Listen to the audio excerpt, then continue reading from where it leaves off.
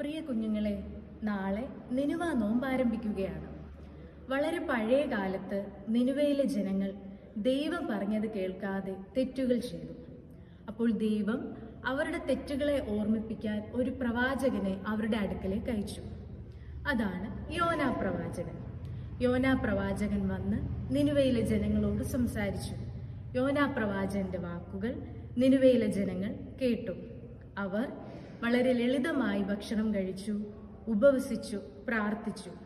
അവർ തെറ്റുകൾ ചെയ്യുന്നത് നിർത്തി.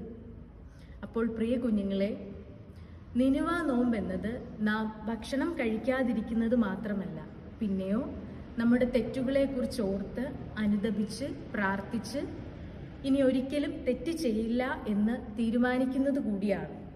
മക്കളെ, ടീച്ചർ പറഞ്ഞത് നിങ്ങളെല്ലാവരും കേട്ട് കാണുമല്ലോ അല്ലേ? ഒരു കാര്യം പ്രത്യേകം ഓർക്കുക, പൂർണ്ണ ഹൃദയത്തോടെ ദൈവത്തെ വിളിക്കുന്നവരെ ഒരിക്കലും ദൈവം തള്ളിക്കളയുകയില്ല. അത് മാത്രവുമല്ല, അവന്റെ സ്നേഹത്തിൻ്റെയും കരുണയുടെയും വലിമയിൽ നമ്മുടെ എല്ലാ പാപങ്ങളും തെറ്റുകളും ക്ഷമിക്കപ്പെടും, പൊറുക്കപ്പെടും.